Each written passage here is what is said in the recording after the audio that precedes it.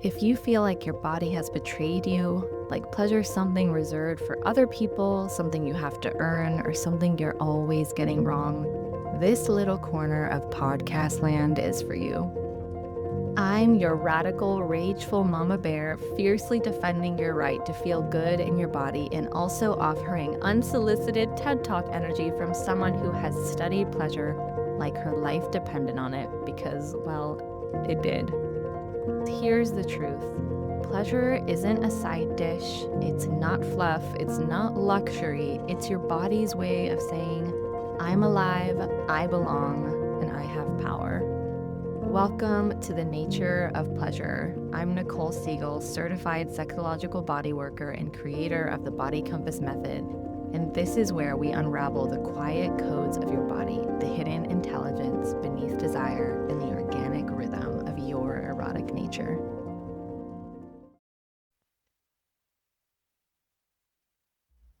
All right, so you know that moment when you start pulling on a little thread and then suddenly your whole sweater's on the floor? Yeah, that happened to me. So this episode started when I was on a little quest, a totally casual, not at all obsessive quest to trace back some of the philosophical and spiritual ideas that so many of us have been living inside. Ideas about energy, about the divine feminine, about cosmic balance, sacred softness, manifestation, like the air we breathe in certain corners of the spiritual community. And today's episode, that quest is definitely a personal one. So for years, I've had this complicated, kind of itchy, restless relationship with the idea of the divine feminine.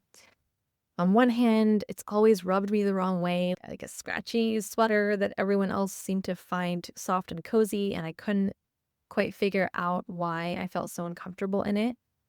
Part deep longing, part side-eye, part why does this feel like a cult where everyone's just really moisturized? On the outside, I played along, I lit the candle, I tried the womb meditations, I sat in the goddess circles with the silk scarves and the whispered intentions. But internally, I was like, is this it? Is this really it? Because what I was being handed felt less like a sacred reclamation and more like a gluten-free vibes-based snack that someone swore would nourish me, but always left me spiritually hungry an hour later. And yet there was also this real aching part of me that wanted it, that really needed it. I could feel the genuine siren call underneath all the language and imagery. Something pulling at something very deep in my bones, something I really couldn't ignore. And for a long time, my strategy was simple. It was squint, smile, take what I could get. Even when the rituals felt off, even when the womb meditations and flowy goddess circles, assigning rose quartz to every problem, felt more like crumbs than the feast I was really starting for. I told myself, maybe it's supposed to feel this way. Maybe I just need to be more receptive. Maybe this is the best anyone can offer. And so I just carried on gathering crumbs, ignoring this growing discomfort and pretending the hunger wasn't getting louder until eventually I couldn't. I found myself avoiding anything that mentioned the divine feminine, not because I didn't want what it was pointing to, but because I had become too suspicious that most of what was offered wasn't nourishment, it was noise. Echoes of echoes, 1,000 distorted reflections of something that was once so real. What I've been craving all along isn't an aesthetic, and I think that y'all will get this. It's not a polarity chart. It isn't a perfectly lit photo of a woman in white linen communing with her inner goddess. What I want, and what I think many of us want, is a real return. A living, breathing, blood and sky and bone connection to something older and wiser and truer than all of this polished noise, because I think deep down, we know we are surviving on crumbs of something we can feel were once a feast, and crumbs of something real and vital and ancient and holy that had clearly been edited down for Instagram and rebranded as an empowerment brand. And eventually I just tapped out. Maybe you have too. But the ache hasn't gone anywhere, and that siren call yearning is still there. So I decided to go digging, not for a new practice, not for a better mantra, but for the truth. something that calls us back to ourselves before we were asked to perform sacredness, before we were asked to perform anything at all. Hence my quest. A personal, obsessive, occasionally exasperated quest to figure out, where did all of this come from? What are we actually being sold when we're told to embody the divine feminine? And more importantly, what are we really hungry for? And just a little spoiler, I found a lot of weird history. I found Victorian seances. I found colonialism dressed up as spirituality. And I found capitalism in a very good wig. But underneath all that, I also found something that's worth fighting for. So today we're going to talk about it. We're going to pull the thread, not to destroy our longing, but to finally respect it enough to stop settling for crumbs. Because here's the thing. Finding out the truth about your favorite myths doesn't ruin the magic. It just means you finally get to sit at the real banquet table instead of eating moon-charged Ritz crackers in a linen dress. It turns out a lot of the ideas that we take for granted that feel ancient and universal and timeless were actually invented in Victorian drawing rooms by people who were very into seances and deeply uncomfortable with women having direct power and extremely enthusiastic about stealing Eastern philosophy without reading the footnotes. Whoops. And listen, finding this stuff out doesn't mean we have to throw out everything meaningful we've ever felt. It just means maybe we stop drinking every potion labeled ancient wisdom without checking the ingredients first. Because when you start fact-checking the fairy tales, you don't lose the magic. You just stop paying $3,000 a month for it. That's going to feel like a call out, and I hope we can all hear it as like a call in. The thing I'm calling in with all of this is, where did this idea come from and why is it everywhere? And what are we actually craving when we say we want to embody the feminine? The things that I found were colonial cosplay, cosmic gender, essentialism, and capitalism wearing a very good robe with a smirk. So let's pull the thread. Because here's the other reason I couldn't let this go. I care deeply about pleasure. I've made it my life's work to trace its pattern, protect its sanctity, and reclaim it from the cold, sticky hands of both capitalism and shame. The truth is, a lot of what's being sold to us as feminine pleasure is just another rule book in a prettier font. Be soft, be surrendered, be glowy, be magnetically fertile, but not too much. Be sexy, but not threatening. Call it sacred, and suddenly nobody's allowed to question it anymore. But I had to question it, because if our pleasure only counts when it looks good on a vision board, that's not liberation. That's still performance. And I needed to know, is what we're calling feminine pleasure actually ours? Or is it just an aftertaste of someone else's mythology designed to keep us beautiful, obedient, and spiritually well-behaved? I needed to know because I want the real thing, and I think you do too. The full-bodied, nerve-ending, deep, life-altering kind of pleasure. The kind that grows in wild soil, not manicured gardens. The kind that includes flood, grief, rage, not knowing, and the kind that doesn't require a flowing white dress or a pastel altar or even 7-step yoni activation to be valid. If something is standing between me and that kind of aliveness, I'm gonna flip the whole table over to find out what it is. This is for you if you, like me, have sat in a womb circle wondering if anyone else feels like they're auditioning for a goddess role they didn't even choose. If you've lit the candles, whispered the affirmations, and tried really hard to believe that this particular bath ritual was finally going to unlock something cosmic, only to feel mildly pruny and vaguely annoyed.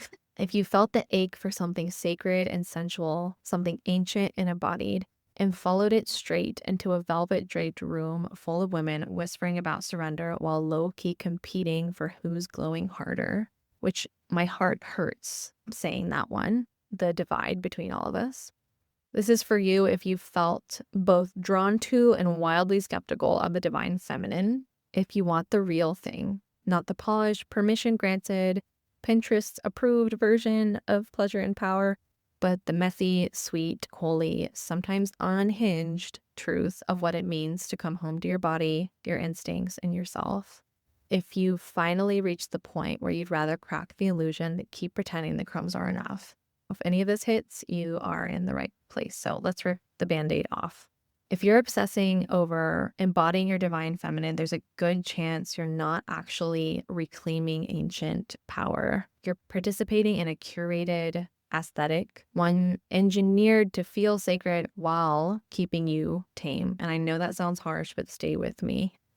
I'm not here to mock your longing. I'm here to show us the spell that we are all under. Let's start with this. The version of the divine feminine that dominates social media nowadays and retreats and oracle decks, she's not ancient. She was born in the 19th century in the drawing rooms of white spiritualists who were trying to reconcile Christianity with their discomfort about sex and women's power. The modern version of the divine feminine didn't rise from temples or ancestral memory exactly. She was largely born in the 19th century during a time when upper class white women in America and England were grasping for power, but they weren't allowed to grasp it directly.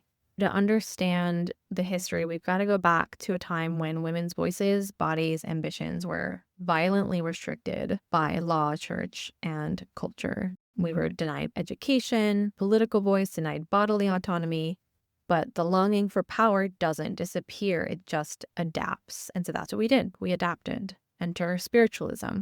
Around 1840s, a religious movement explodes across America and Britain, and spiritualism claimed that the living could communicate with the dead, and women uniquely were the mediums through which the spirit world spoke.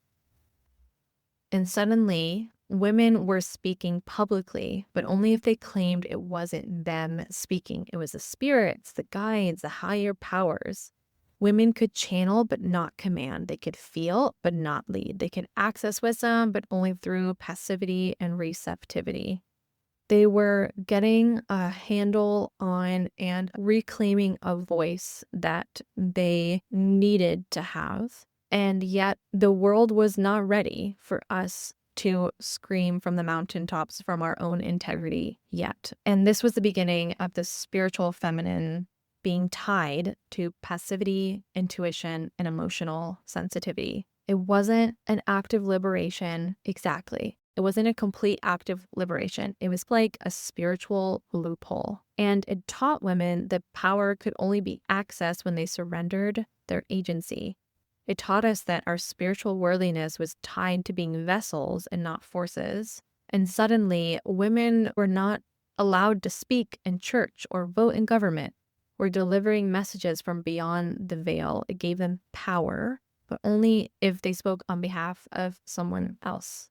They weren't allowed to be authorities, but we were allowed to be channels. And so this began a pattern. Women's power cloaked in receptivity, feminine power framed as open, passive, emotional, intuitive, not authoritative, not directive, not loud.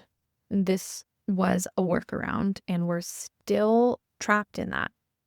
Let's take a few more steps in history. So not long after spiritualism came Theosophy, which is the great grandmother of today's new age spirituality, which before I started researching this podcast, I had never even heard of, which was shocking to me. I'd never even heard of it. And it's so intimately tied to so many of the spiritual practices that I use every day in my life and that I have so many conversations with in my community, and yet didn't know its roots in this way. And so Theosophy is a spiritual and philosophical movement that emerged in the late 19th century. It attempts to uncover a universal truth at the root of all religions by blending Western esotericism, like occultism and mysticism, with Indian traditions like Hinduism and Buddhism. Theosophy is less a religion and more a framework, a way of understanding the cosmos and the soul and the spiritual evolution of humanity. In short, it teaches all religions share a common hidden wisdom tradition. The soul is eternal and reincarnates to evolve spiritually. The universe is governed by spiritual laws like karma and cosmic cycles, and enlightened beings called masters or ascended masters guide humanity's evolution. Doesn't that ring so many bells for everybody? And this sounds pretty good, right? But let me show you how we veered off track a little bit here. This was developed in a cultural vacuum post-Enlightenment and pre-modern crisis. In the late 1800s, Victorian society was stuck between these two failing systems. Rigid Christianity, which was losing credibility with the rise of science, and rational materialism, which explained the world but left people spiritually starved. And Theosophy stepped in and said, what if there's a science of the soul?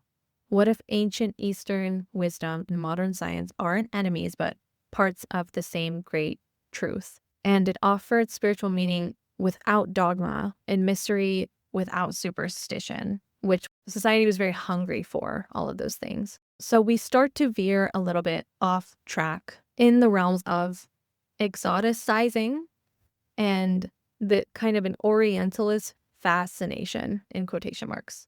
Western audiences, especially white intellectuals and artists, were increasingly fascinated by India, Egypt, and Tibet. They were seen as mystical places holding lost wisdom. And Theosophy appropriated these traditions, translating incredibly beautiful and complex Eastern philosophies into Western-friendly terms like karma and reincarnation and chakras and astral bodies, masters, ascended beings. To a Victorian audience, this was thrilling. It was ancient, it was glamorous, and it was spiritual, but also modern. So this movement is rooted in appropriation. I think we all know, but I think we're all a little blind to the full effects of. The movement started to gain global reach. There was a woman named Helena Blavatsky, who was a magnetic figure. She traveled widely, apparently smoked like a chimney, swore like a sailor, and claimed to be in touch with mysterious Tibetan masters. She sounds pretty fucking likable, honestly. And people were riveted, and I would probably be too. And Theosophy you started to see influences of it in art and politics and the occult, like modern art movements like abstract expressionism and symbolism were shaped by Theosophy, and writers like Yeats and T.S. Eliot and the author of The Wizard of Oz were all Theosophy adjacent. You saw it in feminists and social reforms. You saw it in the New Age spirituality and movements like anthroposophy, which I'm not even sure I'm saying that completely right, and unity and New Thought all grew from these roots. If you are tired of feeling like the only one doing the emotional labor and trying to keep the erotic charge alive, as seen by you literally being here listening to this very podcast, this offering is for you. Reset Your Erotic Rhythm is my course for couples who want their desire back. Real touch, real intimacy, real connection. No more dead bedroom despair. No more let's just do it and get it over with. Let me teach your partner the body's language so you don't have to. Links in the notes. Go light the match. This woman, Helena Blavatsky, this Russian mystic, was fusing Eastern philosophy with Western occultism and creating this spiritual map that introduced concepts like divine masculine and divine feminine as cosmic forces. So others began talking about cosmic dualities, divine masculine, divine feminine, but here's the catch. The feminine principle was still bound to intuition, emotion, moonlight, and inwardness. Meanwhile, the masculine principle was rational, assertive, solar, outward. I know that sounds familiar to everybody. This was not a celebration of the feminine. It was a gender binary rebranded as sacred. Polarity teachings didn't free women, they spiritualized their confinement. If this feels rattling, it did for me too when I started digging into all of this. And so I started researching why I had never heard of this before. It turns out it's not an accident that this stayed hidden. Theosophy was rebranded over and over again. It wasn't a mass movement. It was an elite, intellectual, occult circle, but its ideas were like spores. They were floating into every adjacent movement. You saw it in New Thought, which became self-help and law of attraction and New Age spirituality, especially post-1960. You even saw it in Western yoga culture.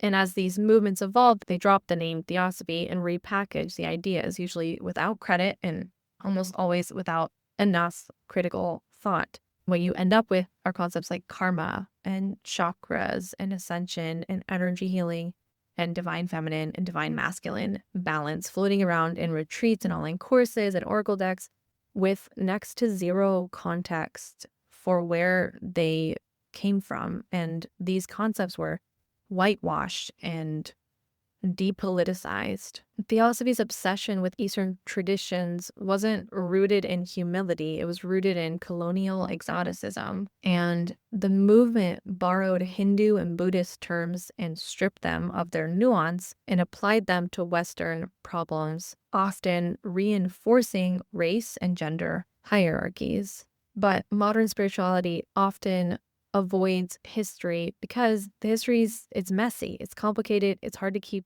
track of, it's colonial, which is uncomfortable. And so instead of unpacking it, many spiritual spaces bury it under universal language like ancient wisdom or timeless truths or from the East or from a lineage I was initiated into. And this vagueness allows people to feel spiritually connected without having to face the politics of how that connection was built, which again, saying my heart kind of breaks because I know that we're all reaching for something so incredibly real. And by the end of the podcast, we're going to talk about what that real thing is. And it's so important and valid. That word theosophy, it sounds old, dusty, academic, but its ideas are everywhere. Like some of the ideas are embodiment even, and divine feminine magnetism and high vibe manifestation, energetic healing, womb alchemy, rising into 5D. Like at their root, most of these teachings can be traced back through just a few generations of teachers to theosophy. And there's really no incentive to name it as such. Most people teaching New Age frameworks today don't even know they're passing down theosophical ideas. They were taught by someone who was taught by someone who maybe once read Blavatsky or someone else that was influenced by someone who did. And there's no footnote trail. The problem is there's no historical unpacking. If we unpacked it, it would raise questions like, are these teachings culturally appropriated?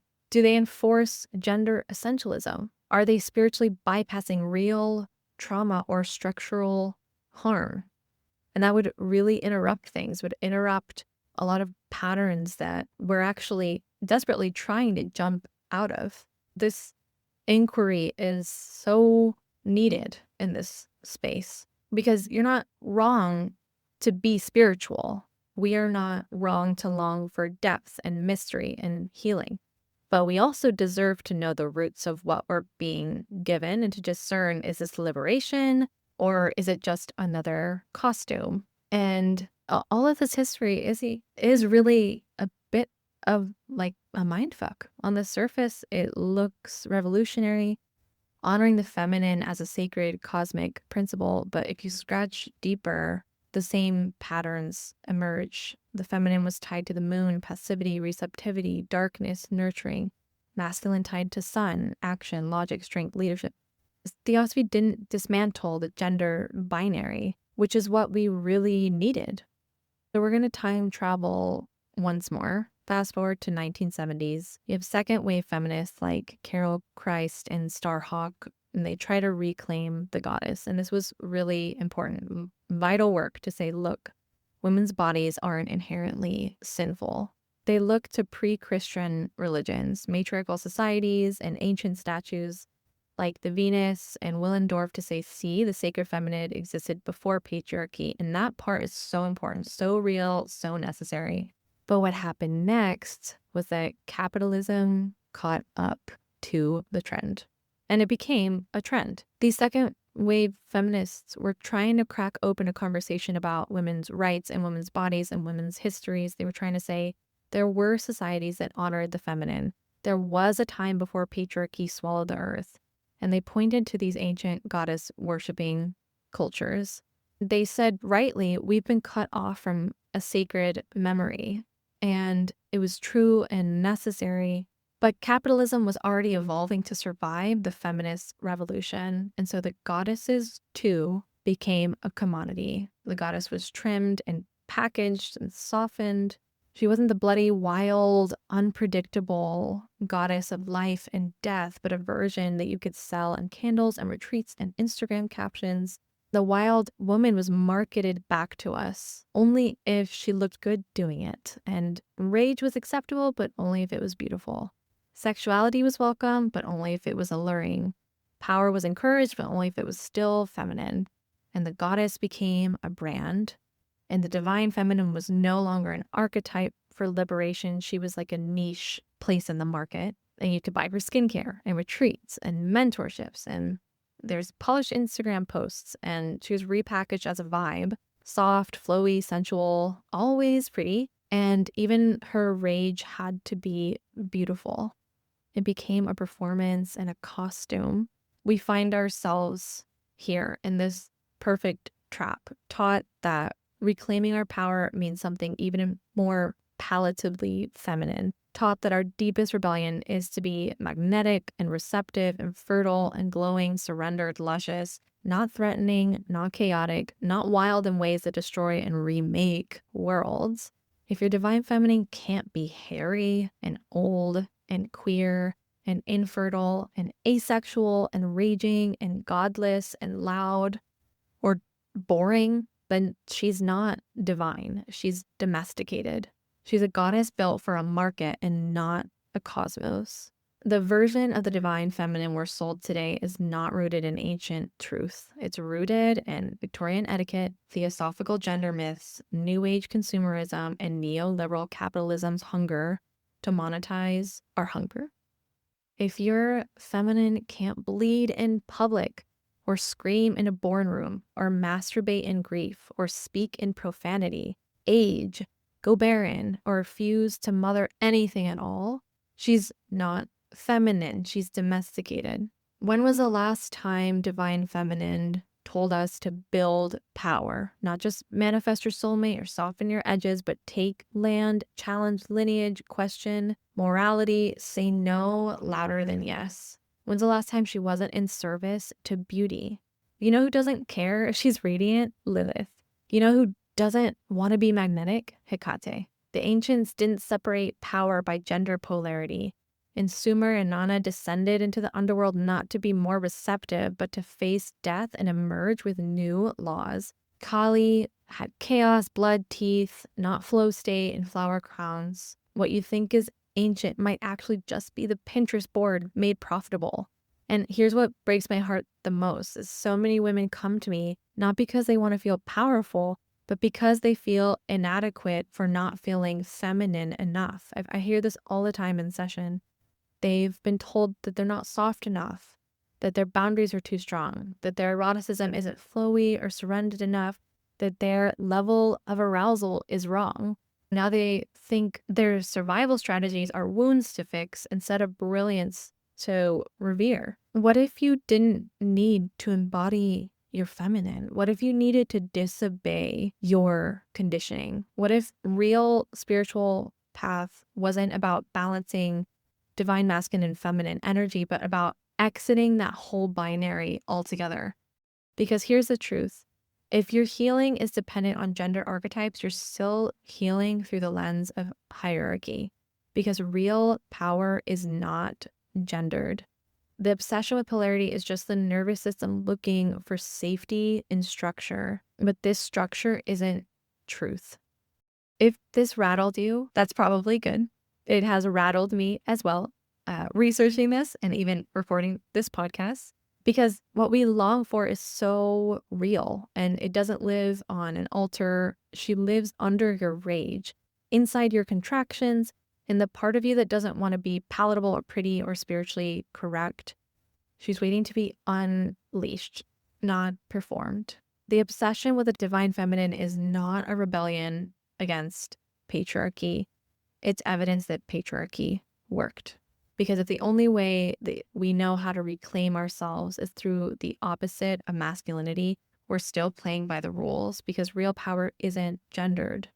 The sacred feminine didn't exist in polarity, she existed in complexity, and maybe that's the point. Maybe we're here to disobey everything that has taught us that power had to look like anything at all. Before patriarchy, before capitalism, before the splicing of spirit and body, there were cultures that just lived in rhythm with the earth. The sacred feminine wasn't a vibe. She wasn't an identity. She wasn't a marketing niche. She was a principle woven into absolutely everything. Death and decay and renewal and sexuality and sovereignty and mystery and chaos that birthed order. And that order then unraveled back into chaos. And she wasn't something that you had to embody by wearing anything in particular. She was just already yours. She is you. She is me. She's us. She's in our bleeding and birthing and raging and mourning and dreaming and growing and loving and hungering and dying and rebirthing. So when we talk about the divine feminine, we're not just talking about an archetype. We're talking about a yearning that's so deep and so ancient that it's etched into our bones. We're not wrong to want her, and we're not wrong to want softness and safety. We're not wrong to want to be held by something older, wiser, and more trustworthy than capitalism or gender norms. We're not wrong to want to feel connected to our wombs and our erotic pulse and our cyclical nature. We're not crazy for wanting to live in a world where we're not punished for feeling too much, wanting too much, taking up too much space. We are trying to remember something real, and that yearning is not even personal. It's historical and ancestral, and it's collective. Because there was a time before patriarchy when the world was not split into domination and submission, and when feminine bodies were not shameful but sacred, and blood wasn't hidden, it was honored. And when sexuality wasn't moralized but ritualized, and when people of all genders lived in relationship with the earth, not hierarchy over it. And we're not trying to go back to some utopia. We're trying to remember what it felt like to belong to ourselves, to belong to the earth, to belong to each other. This is what we mean when we reach for the divine feminine. This is why sometimes reaching for that marketable version feels off, because we're still starving even while drinking from this beautiful golden chalice. Because here's the truth that we already feel in our bodies. We're not longing to become more feminine. Like I said, we're longing to become more ourselves, to be integrated and undivided and unperformed. We're longing for every exiled part of us to come home. The too loud part, the grieving part, the sensual part, the sacred no saying part, the part that rages and roars and rests, the part that doesn't know, she's not glowing, she doesn't want to be polished. We're longing to move like green things move, unapologetically, without permission, and to grow roots and reach for light at the same time. And this is the exact philosophy that I bring into my practice. This is the body compass method.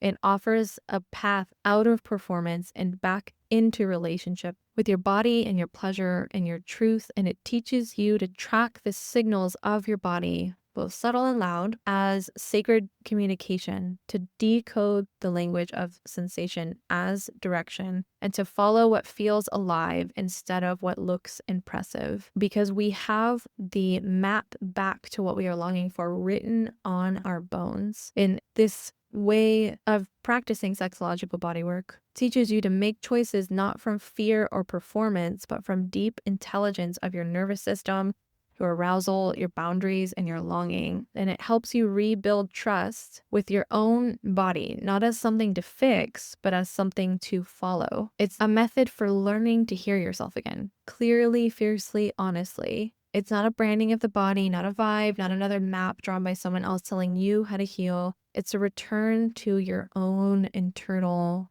guidance system, the one that was there before patriarchy rewrote your instincts, before capitalism monetized your longings, And before you were told, your sacredness must be curated to be valid. Inside this work, we don't bypass pain to get to pleasure. We trace the thread of aliveness through pain, through numbness, through shame, until we arrive at something more honest than aesthetic empowerment. We don't chase archetypes, we compost them. This isn't about embodying a perfect goddess. It's about reclaiming the language of your own body, that tremble that says no, and the shiver that says yes, and the grief that signals something sacred ending, the pleasure that says you're still alive in there. Not about becoming more magnetic or becoming more free. It's to want, to not want, to change, to be chaotic, wild, wise, without apology. It's not just where performance ends and embodiment begins. It's a remembering that you've never needed to earn your worth through softness, and you don't need to glow to be holy. You don't need to collapse and just surrender to be spiritual. You don't need to be beautiful to be sacred. You just need to be real and be you. This kind of work is the feast that we are all starved for, not crumbs of faux liberation with the crystal crown, but real nourishment.